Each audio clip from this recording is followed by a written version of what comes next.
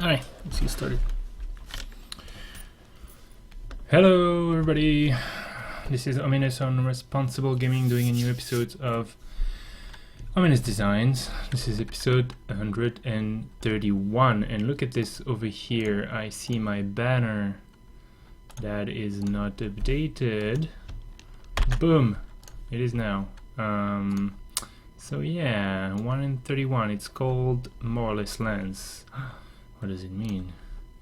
Hope you all have had a long and nice weekend. And we're gonna get started today, and we're gonna do. Let's see, which one am I doing first? I don't have images today, but that does not matter, I don't think. Okay, I know what I'm gonna do, and this image is pretty good to begin with. So. Our first design is, so I have a little bit of a templating issue on this one. Let's try something like this. Whenever you would search your library, so I think I'm gonna go that way. One or more basic land. I don't know if you always need to say card. Do you always need to say card?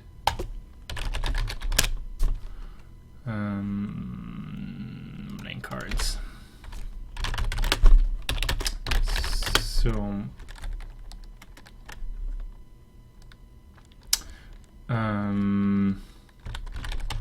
search for, I think it would need to be something like this. Search for up to that many basic land card. Search for up to that many basic land cards plus one. It's kind of tricky, isn't it? Because okay, there's several things. One thing is I don't want this to trigger only when you search for one. There might very well be something like if you search for two and this doesn't trigger, it's a little bit lame. But you also want to make it clear that whatever the number of lands you're searching for just one bonus. So search for up to that many basic land cards plus one. Yeah. And then blah, blah, blah, blah, blah. Oh, we got a problem. You say or more for one or more. Oh yeah, you're right. You are right. Thanks for that. Okay, we got a problem. The problem with searching for basic land cards is that it's not the end of it. You need to put them somewhere, and it's gonna be pretty tricky to account for this. It's going to be extremely tricky to account for this, because even if I was to decide, okay, for the ones that go into your hand or for the ones that go on the battlefield, it would make for pretty crappy wording, and it would be very restrictive. If I would say, whenever you would search for one basic land and put them on the battlefield, then do that for two. It just doesn't tell you what to do.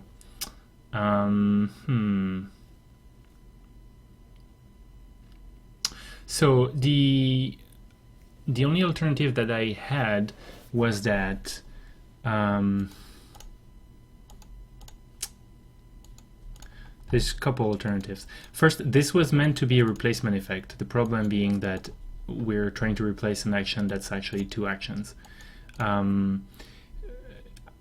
I did a replacement effect because I hated the idea of doing a trigger, but we can do a trigger. So let's see if that works. So whenever you would search your library for one or more basic land cards,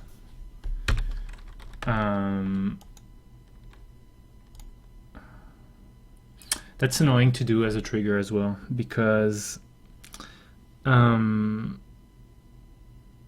problem with the trigger is if you put the trigger on the search part, it's very confusing because the search is usually in the middle of an effect. So I can't do this. I think if I worded it that way, then it would trigger in the middle of the action and it would wait for the rest of the action to proceed so that the trigger happens. It would work, but it would be very confusing. If I say whenever you search, search for another one and put it into play, for example, people are not going to understand that you need to process the entire cultivate and then that trigger happens because you searched at the beginning of the action. It's kind of, it's pretty unfortunate. I have one more, something like whenever, I think we can do something like this. Whenever a land enters the battlefield from your library, and I think that does work. It's gonna catch other things. It's gonna catch what's his face, the centaur from Theros. Damn it. Let's find it. If you have it, do tell me. So green enchantment creature.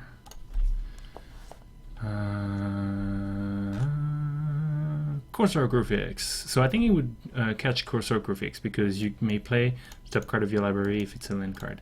I think it does work though, is the beautiful thing. Whenever a land enters the battlefield from your library. So I think that works, and I kind of like it that way. Let's say you may search. You may search your library for, say one or a one basic card and put it in your hand.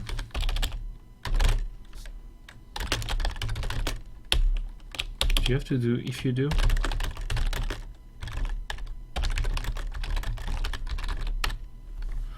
like something like that. So for up to 2, oh yeah, right. I forgot it works like that. Search for a basic link card.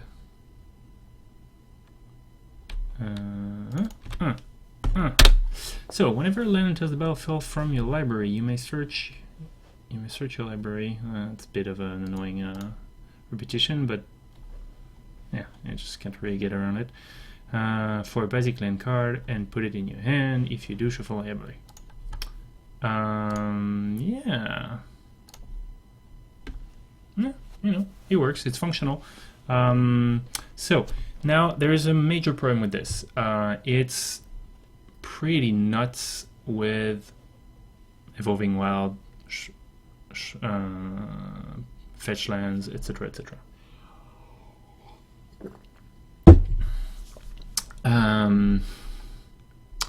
There is one thing, well, not really. I was going to say there's one thing that's good about it, is that if you say, oh, this is very dangerous for constructed with fetch lands, the thing is you only get basics, but decks with fetch lands do have some basics, and even if this ramps you only like 2 lands or 3 lands by the time you don't have basics, it's already kind of nuts.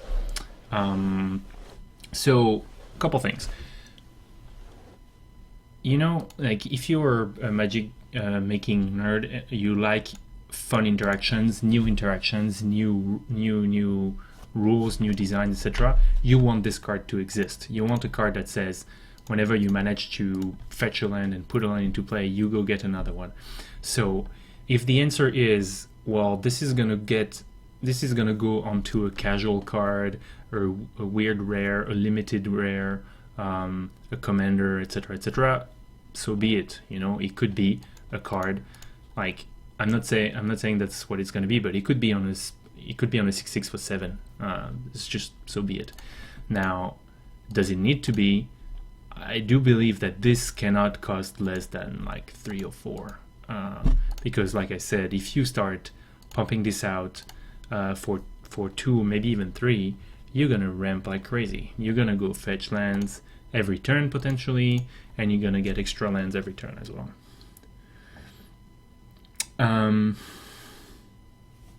So now, where does it fit the best? It's hard to say. I think the sort of effect that goes, oh, when you do this some more, especially if we establish that it cannot be just efficient, because otherwise in Constructed it would destroy everything. It sounds like a Timmy card, a commander card. It makes me think of, you know, those huge elementals in one commander product where they had something like a 7/7 for 7 that had every turn you lose 2 life and draw 2 cards, or just a bunch of big things like this, Praetors in New Phyrexia, or you know, one of those Commander Timmy cards. So I think I like that. Now, what you could do as well is say this would be very cool as a commander, and I wouldn't blame you for that. I think an engine that says whenever you search for cards, search for more cards sounds like something pretty fun. I just thought of one thing. I want to see what Karametra does. Karametra. God of Harvest. Whenever you cast a creature spell, you may search for the library for a forest or plains card. Put it on the battlefield tab and search for the library. Well, okay, but with the difference of this cost 5, but that still shows you that for 5 you can have a card that says you play a mere creature and you get a land onto the battlefield. And this was an attempt to be nerfed, right? It's when you manage to ramp, you ramp once more and it's to your hand. So it's still, I still try to contain it a lot, and maybe that's a problem. When I started by containing it by putting it in your hand, I kind of aimed at something that might be limited or constructed viable. I'll put some light in here. So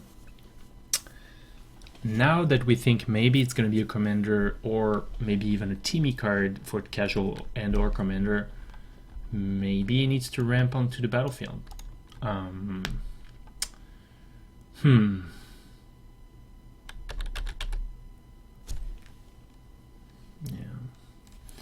I mean, I'm trying to make sure and play devil's advocate and see if this could not be okay in Constructed, seeing that, say we put it at 3 or 4 and it only goes to your hand, which means you're ensuring yourself land drops, but you're not ramping. It might be acceptable. I mean, what would a card like this do? You get yourself a 2/2 for 3, potentially a rare, I guess, that says whenever you do a ramp thing, be it a fetch land, so not really a ramp thing, but a ramp thing slash a fetch land, you get to pick a land and put it in your hand, provided that this cannot loop, because you cannot fetch for a land that's going to enable you doing some more. It's actually pretty hard to abuse it, right? Because, I mean, well, if you have several fetch lands, then all of a sudden, so let's say you play 3 fetch lands in a row, you just ensure yourself 3 other lands in your hand, so you're sure you're going to ramp to 6. It's going to enable decks with fetch lands to play less lands, I guess, if they want to rely on a 3-drop.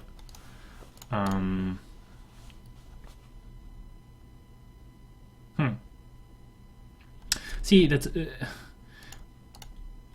arguably I've done that a little too much recently, but I'm getting really into the habit of throwing designs at a very powerful level to kind of excite people and have them corrected by saying, whoa guy, like, whoa man, you're way too powerful over here, just put 3 or 4 and whatever, rather than, you know, going into Reddit with a design that's like this or even more and have people say, it's not very good. So I mean, a design like this would ensure 2 things. It would ensure that this is not constructed playable, bearing any sort of combo or very strong synergy in the constructed environment, and it's still very casual commander playable, because decks with like fetch land or many land synergy would love to have one of those.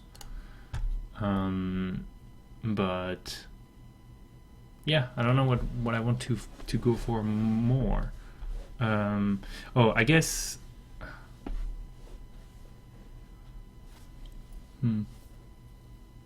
Yeah.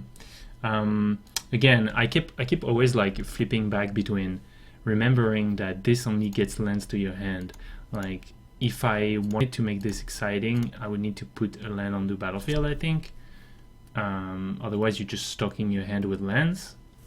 And I would definitely not play around putting the lands on the battlefield for constructed, make it constructed viable, because it would be a crazy ramp, especially if there's, I mean, you can always contain that in your standard environment with like, well, there is no really any ramp or fetch lands, or there is some ramp but there is no fetch lands.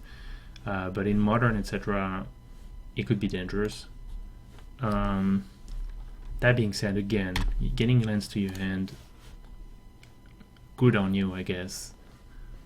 So I don't know. Yeah, I think I would just have somebody tell me this is too powerful, rather than underwhelm people with what I'm doing. Ultimately, this is another one of those development, playtesting / balancing issue, which I'm arguably much less interested in, especially since that's what playtesting is for. So put it out there. It's completely busted. Fine, you know, reduce the power level, play around with putting it on the battlefield, etc., etc. I'm more excited about the concept that I brought to this card right now. So cool.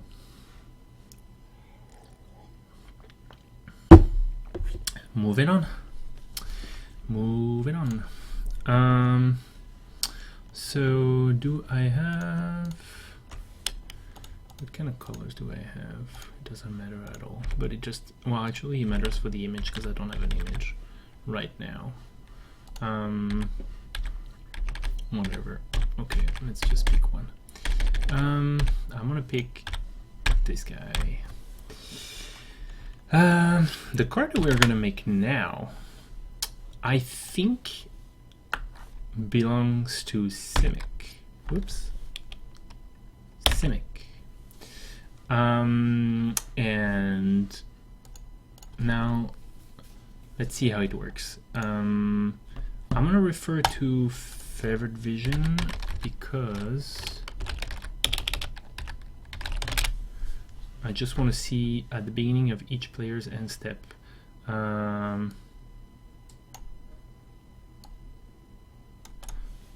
Ta-da, what's going on here? At the beginning of your, I want your end step. If you, I think, haven't you went? It doesn't really work, does it? Can you say that? Do you say play a land? I don't know. I don't know what would be the best. Either you say if you haven't played a land this turn, and maybe you need to say land card, or you could say if no land enters the battlefield under your control this turn, which restricts you for like you cannot just get lands onto the battlefield and still benefit from the draw card, which is unfortunate because you would go so well with the card that we just created. So I would try and find a template for playing a land. I don't know if that exists. Do you say play a land? I know cards say you may play this card so that if it's a land you can put it on the battlefield. You can't play lands. Okay, so I guess play a land will do. I wouldn't be surprised if this is a pretty exclusive wording over here on aggressive mining. Play another land. You can play a land. Okay, play lands. Play a land it is. If you haven't played a land this turn, draw a card. Very simple. Very simple, very tasty. I really like it. So now question is, how do you balance that? I think I would like something that costs 3 minimum, and potentially, actually my first idea was this, the 2, 3, 4, 4.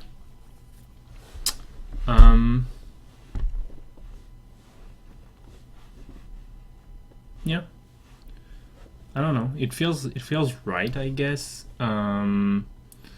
You cannot get yourself out of bad hands too easily, because man, like if you tell yourself, okay, this is fine because when I play two drop, if I stop playing lands, then I'm screwed. That's just not right, because if you stop playing lands, okay, fine, you're kind of screwing yourself, but man, you're starting drawing 2 cards a turn, starting on turn 2. Well, turn 3 probably. So you might actually be sort of correct saying that you would screw yourself. You could like say, but it would be too good still. Like let's say you have this in your hand with 2 lands. You play it on turn 2. You miss your land drop. Oh, bonus card. You just got a card for your trouble, and maybe you're gonna get yourself out of land screwed. And how good is that? Like you missed the land drop, fine, but you got rewarded by an extra card, and then maybe you're not mana screwed anymore. You can go on with your curve, play a couple lands, and then when you're on 4 or 5, if you ever miss a land drop or anything, get an extra card, no problem. So it might be that 3 is correct. It might be that 3 is correct. But again, if you're a control deck and you want to sit on 3 for a turn or 2, I mean, most likely you would stop. That's the thing. Most likely you still want to keep playing lands when you're on 3, because 3 is just not enough. But the fact that you have the opportunity to not play a land, and just in fact that if you miss a land drop starting on 3, you get rewarded with an extra card that can help you get your land or just reward you with a card, is just too good. So I would put this at minimum 4. And I mean, this is still a damn good rare. I think it's got a very boring body, but it's a house in the late game. It's a complete house. I mean, it might still be too good, because look at this. Like, let's say you don't care about playing this on curve. You play this as like a 6 or 7 drop, except it only costs you 4, and it's got a boring body. It basically just says that it's a Howling Mine for yourself, right? It just says, yeah, just stop playing lands and draw extra cards. So I think it's very good. Now, does it need to be even more expensive for that? Considering that it's a personal Howling Mine, like draw an extra card, for just about, well, in the end game, 0 downside. Like again, end game, stop playing lands, fine, draw 2 cards a turn. That being said, drawing 2 cards a turn in only late game scenarios that exists. There is cards that make you pay 4 or 5 to draw a card. That there are cards that just make you draw an extra card because it's the late game. So it's not absurd, but it's still very good. Especially since this one won't cost you mana, won't cost you life. You will just say you have 7 lands, stop playing lands. So it could cost 5. What's Prophet of Kruphix stats? It's a 2/3 for 5, isn't it? Yeah. So I kind of like the Prophet of Kruphix stats on this because Prophet of Kruphix has a huge upside, right? Untap all your stuff, give flash to everything, basically double your mana. This has double your card draw, same stats. So kind of cool. I'm excited to find some illustrations for this. I have some ideas. I'll keep a surprise because I don't have the actual image anyways. And yeah, I think it's kind of cool what I'm looking for. I hope I'm gonna find it. But yeah, so today you got your little green dude that says whenever you get land, get more lands, which is cool and definitely pushed for 2. Quite possibly it should cost 3. But I'm pushing it just so that it's more exciting and people could tell me it's too good instead of it's too bad. And since the fetch goes to the hand only, and you got your guy that draws you extra cards if you don't play a land, which is just about the opposite. But since it's mentioning lands and drawing cards, it's a Simic card. Cool.